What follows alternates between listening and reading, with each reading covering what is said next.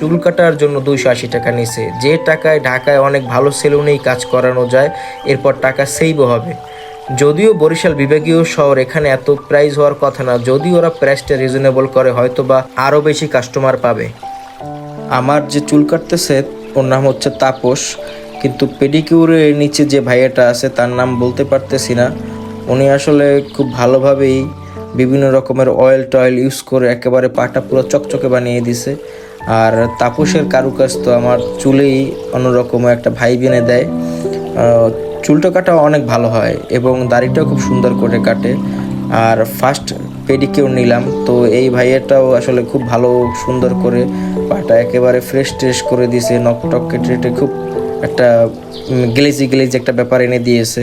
এর জন্য আসলে তারা মোটামুটি না, পুরোপুরি পারফেক্ট।